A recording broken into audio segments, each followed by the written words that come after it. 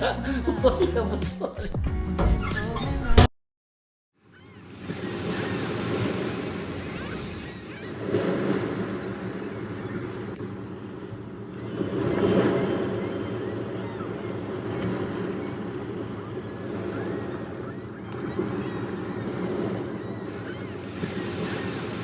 I've lived in Canada my whole life, and the stereotypes are true. Most people are pretty nice. We say sorry even when we do nothing wrong. We pay an insane amount of taxes, and we all do live in igloos. I'm kidding. Some people aren't that nice. While I think the snow is very pretty, there's something about the long, cold, dark, gloomy winters here that drains the life out of me. It's like the sun is my source of energy, and without it, I'm just tired and sad. So I've been in winter hibernation mode these past few months, slowing down, working less, sleeping longer, eating more, and trying my best to find other forms of sunshine, you know, just small things that spark joy and light and energy and happy feelings. Anything really to make me feel a little bit more alive. The winter blues are nothing new to me. My moods and mental health have always been a little unstable as a highly sensitive, anxious perfectionist. Everything is totally fine. There's no imminent threat or big changes or challenges I'm experiencing. Through the screen, I bet I look the same as I usually do. But inside my little brain, anxiety is bouncing off the walls. Movement has been my main source of sun lately. I really do depend on it to give me energy and to keep me sane. I try to move my body first thing in the morning. It clears my head, makes me less anxious, pulls me back to the present, and it reminds me to be grateful. You know, it really is a gift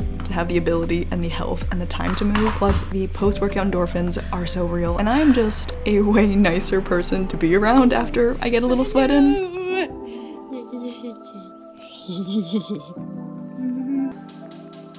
My ultimate form of sunshine will obviously always be food. Food indeed is fuel, but I really do believe the purpose of food is also joy and comfort and a little bit burnt. Okay, it adds a unique flavor. Bless you. I know not everyone will agree with that because the term emotional eating has gotten a pretty bad rep, but when life feels hard and confusing and unstable, food can be simple and comforting and good. Because some days when I'm eating, that is the only time I feel a sense of joy. A spoonful of peanut butter or a bowl of your favorite oatmeal can go a long way.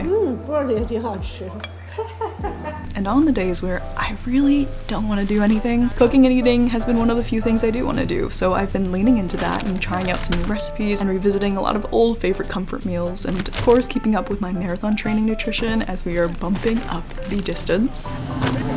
This is also my first ever winter where I'm running because I started running last winter in Singapore where it's always summer, and I've discovered I am one of those people who needs to run outside even if it's pouring or flooding or snowstorming. And it really is a whole workout in itself, just putting on all the layers. Okay, so I went on a run 2 days ago. It was 2 hours, it was like -5 to -12. I was feeling pretty great. I was like hot, and then I came back, and when I came out of the shower, I was really itchy, and I looked, and I had hives all over my wrists, on my hands, on my feet. Here, there was like weird lumps, and then my tongue started swelling a little bit. So like, okay, this is weird, and I think it's an allergy to the cold, which is insane because I'm Canadian. It made me a little bit upset because it means I probably shouldn't keep running outside in the cold, but I didn't die. So, and today I'm testing it out again with a shorter run as like a little experiment to see if I puff up. Right now I'm actually training for the London Marathon in April, and I don't think my brain has like fully processed that I actually get to go to London and run it,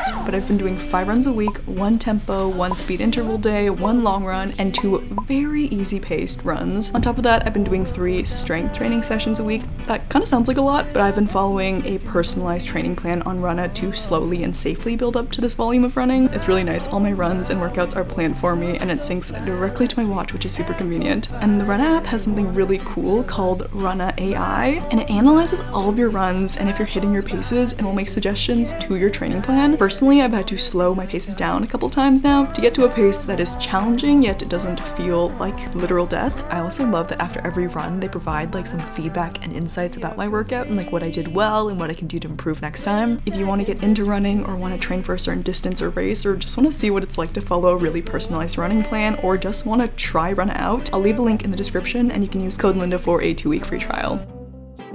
I've very recently rediscovered my love for Chick-fil-A, more specifically Chick-fil-A sauce. I literally do not understand how something can taste so delicious. After ordering Chick-fil-A for, I don't know, like 10 days in a row, I wanted to see if I could recreate the nuggets at home, and I stumbled across this chicken nugget air fryer recipe and had all the ingredients to make it. And since then, I've been making this recipe like multiple times a week. Why is that?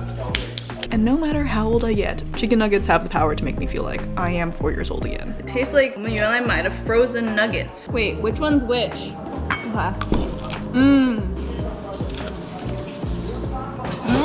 I don't know.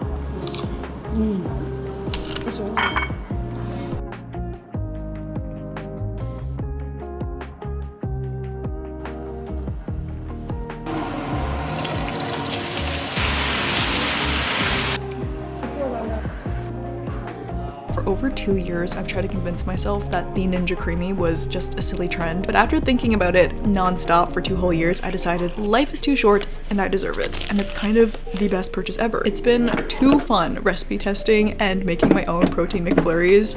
The best thing I've bought in the past 5 years. The hype is real. I already know is going to be my best friend in the summer. There are obviously a ton of recipes all over social media, but I'll link the website I use for mine below. She has like 33 different flavor combinations. I do a mixture of almond milk, normal milk, jello mix, and protein powder, and I've only experimented with Oreos thus far because they are the most superior ice cream mix-in. It's not icy and it's not proteiny at all. It's magic, and it's entirely worth the hype in my opinion.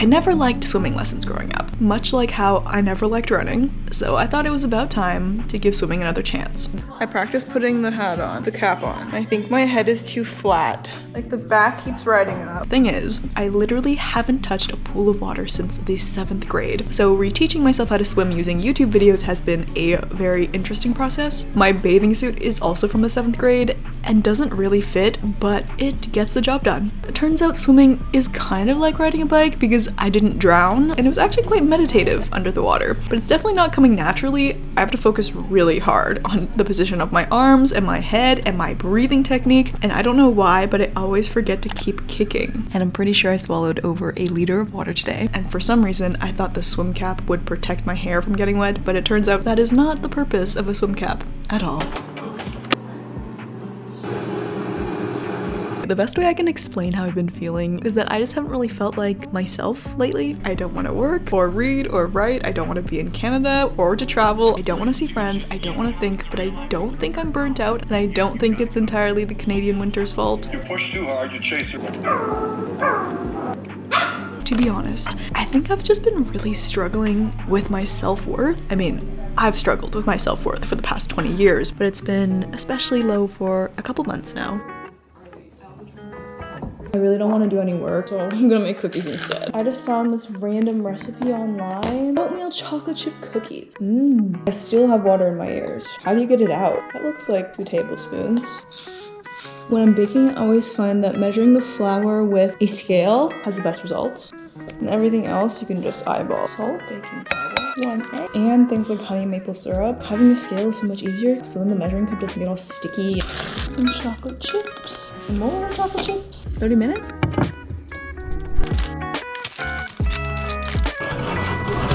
Purposely left a lot in the bowl because oatmeal cookie dough may be my favorite cookie dough. This is why my mom does not let me in the kitchen alone.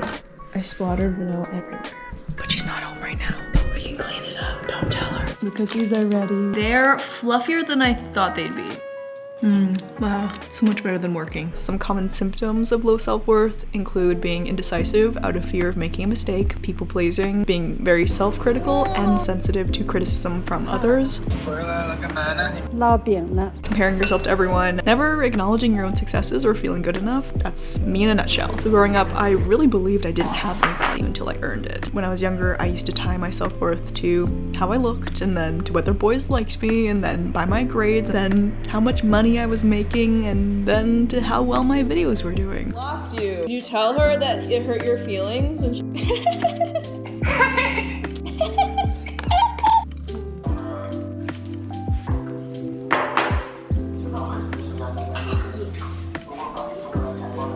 We're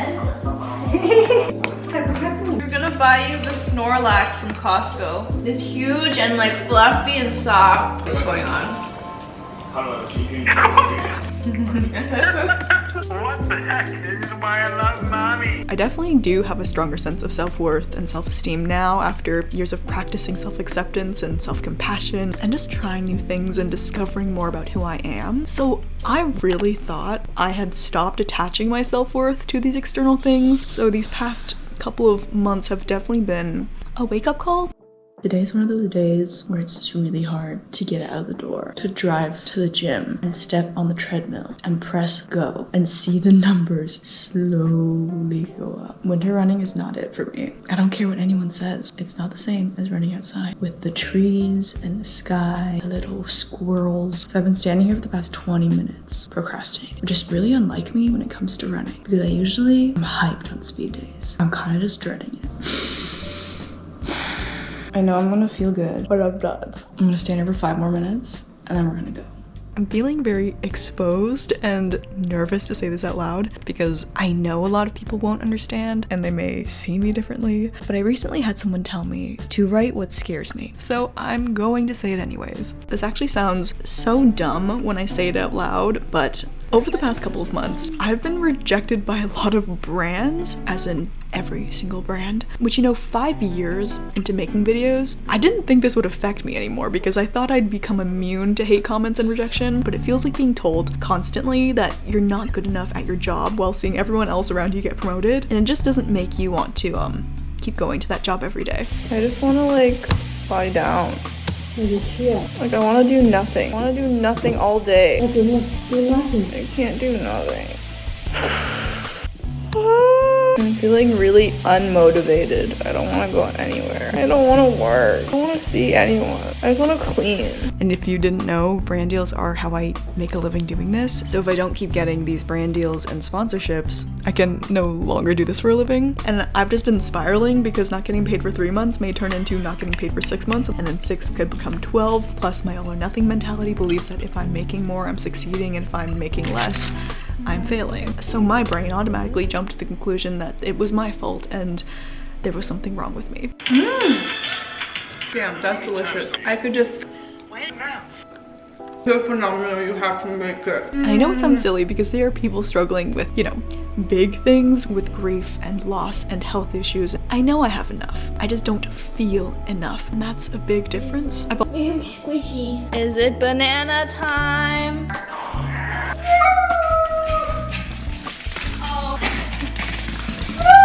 Also just been very disappointed in myself because I felt like I had gone backwards and I was caring about all the things I worked so hard to stop caring about. It's like I had forgotten what actually mattered to me and I'd been brainwashed by social media and society into thinking that I'm not good enough and I need more. I was comparing myself to every other creator and focusing on all the things other people had that I didn't, and I started looking up places to get away, but I don't think it's just the bad weather I was wanting to get away from. I wanted to get away from, my own mind.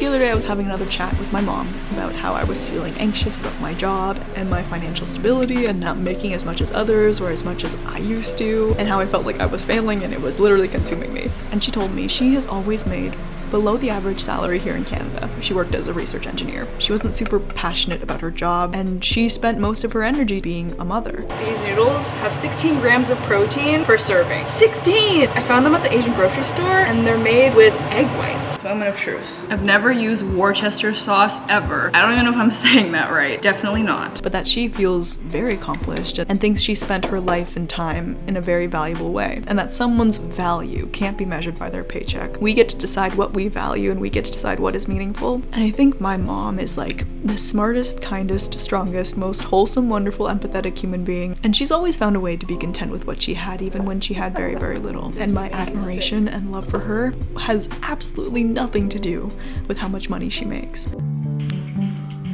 I have a tricky relationship with treadmills because I've spent too many miserable hours on those things wishing I had a different body. But I've chosen to revisit the treadmill because the roads are too icy to do speed runs on safely, and I find the treadmill to be significantly harder than running outside. So I have been dreading my treadmill runs and feeling so envious of those of you who live where it's warm all year round. But the other day, I heard someone say on a podcast that while a lot of people complain about running on the treadmill, being able to run whenever you want is actually a huge privilege that not everyone has. You can run even if it's dark or snowing or raining or hailing at 2 a.m. if you want. You have access to a washroom and unlimited fuel and water, and that really made me feel bad about how much mean stuff I've said about this running machine.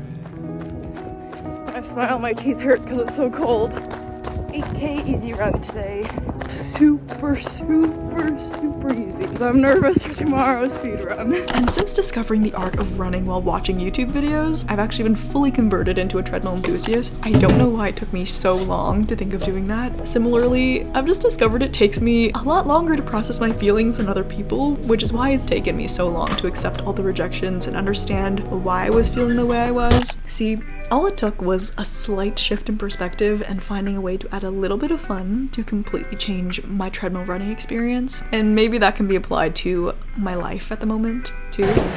Now that I've had around 3 months to process, I think this period of time was really good for me. It forced me to reevaluate what really matters to me and how I want to spend my time. Sometimes I get society's priorities and my own priorities jumbled up. Sometimes I forget that all I need is my family. Some good food, a couple of runs, a bit of sunshine, my health, a place to sleep, some savings, and some time to create. Can't hear it, but it's crispy. 好了，太多了。 That's all I had before all this social media stuff happened. Before, I was told that my value was based on how many brands wanted to work with me and how much money they wanted to pay me. I wasted weeks of my life stressing about the money I wasn't making, the videos I wasn't creating, the brands who didn't want to work with me, and how I didn't measure up to everyone else. I forgot that I still have people who support me, I have a healthy body, and a family who likes me regardless of what my next paycheck looks like. And you know what? I could have used the time I was working less to sleep more, to try new things, to play with my dog. I could have made lemonade and lemon loaves and lemon cake out of the lemons, but instead I let the lemons take over my life and went into a lemon spiral. I forgot about all the other sweet, juicy, wonderful fruits I had just because I got a couple lemons.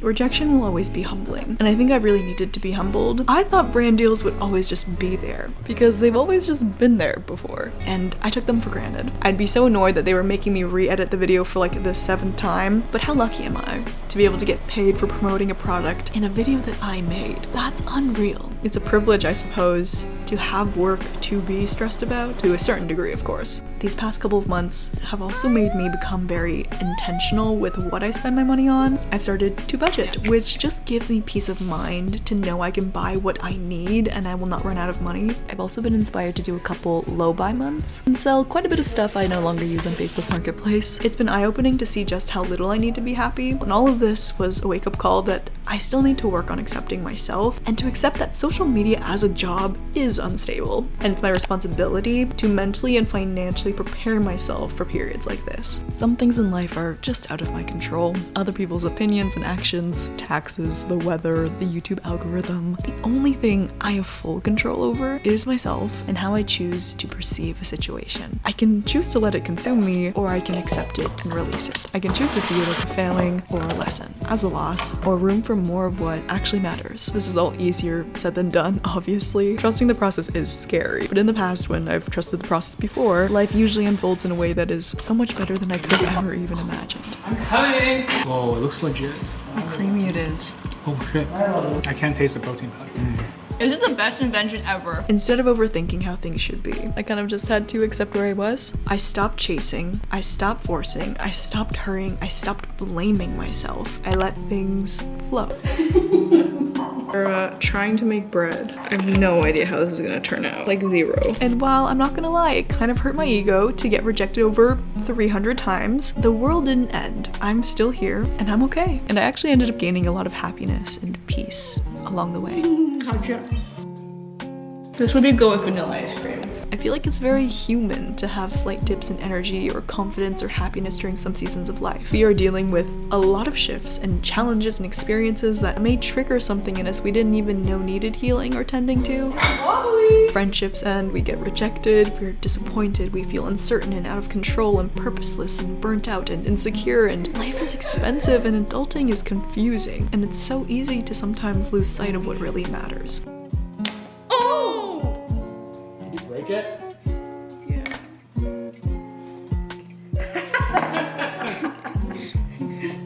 Sorry. But it works even better when it's broken. Oh my god, I'm literally a baker.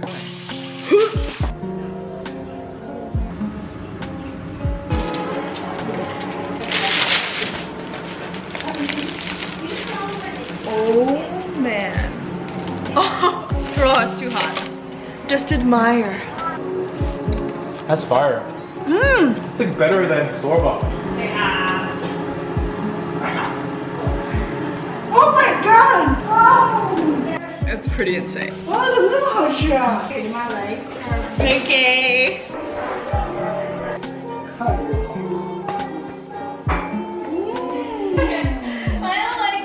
Chicken, bread, Chick-fil-A sauce. Whoa!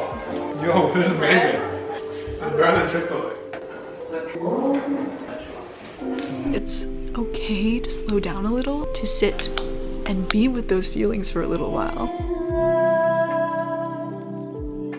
Even though part of me felt a little guilty that I was sitting with my feelings while other people were doing so much more than me, but maybe you never needed more. Maybe you were never meant to live like everyone else in the first place. And these emotions you feel, maybe you weren't supposed to suppress them or judge them or be angry at yourself for feeling them. Maybe you're supposed to just listen to them and to be with them. Self-acceptance means that you accept yourself for who you are as you are, including your weaknesses and flaws and feelings and emotions, without judging yourself. The rules are made up. All the things that you should be doing are all made up. Society defines success in one very narrow way, a certain job, a certain body, a certain path, and they make us believe that that is the only way, but it's just not. If you go outside and meet real people and explore other cultures, you'll see that lives are lived so differently and success is defined in so many different ways. You are allowed to define success by your own standards, and not everyone's gonna understand your path, and that's okay. And sometimes you'll get a little lost. I very much do from time to time, but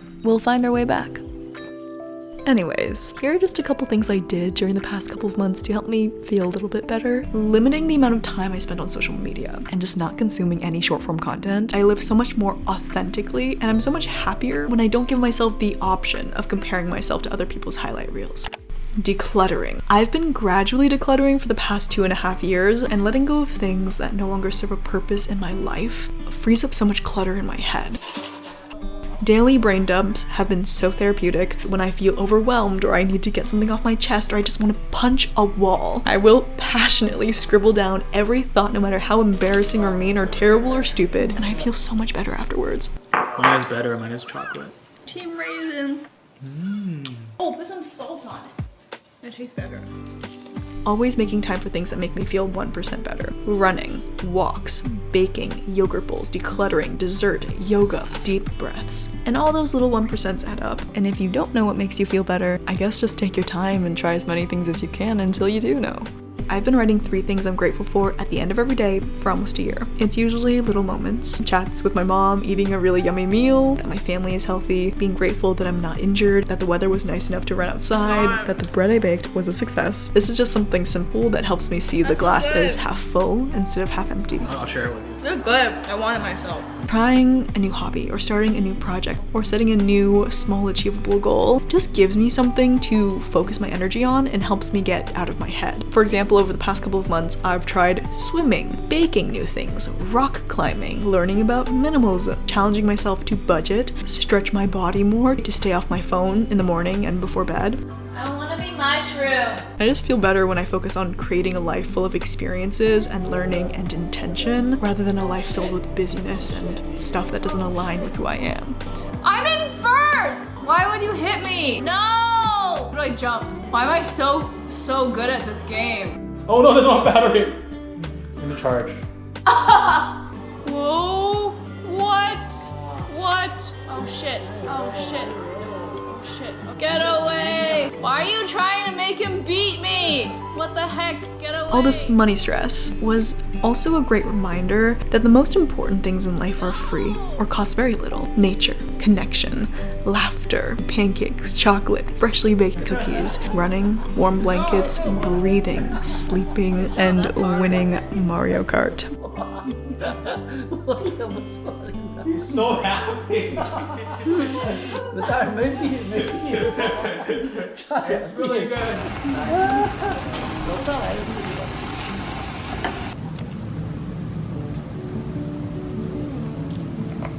It's easy to think that we'll be happy once we get past this season of life, or achieve this goal, or get that new job, or when we quit this one, or when we lose weight, or when we finally find someone to love us. But the chase never ends. There will always be more to want and something else to be unhappy about. There will always be more healing to do. The goal isn't perfection, it's just progress. There is so much joy we can cultivate right here. So much sunshine that we can create ourselves. There are always at least 3 things to be grateful for. Look for them and focus on them.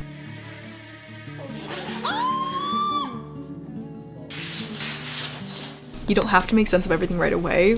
Don't put that pressure on yourself. I don't think we're here to make sense of life. We're here to experience it and all the seasons it brings. The broccoli is really good. So whatever season you're in, just know that even if it's dark, there are always bits of sunshine for you to find. And from my experience, even the tiniest bit of sun can make a huge difference. And if you really can't find it, create it. It kind of looks like a bird.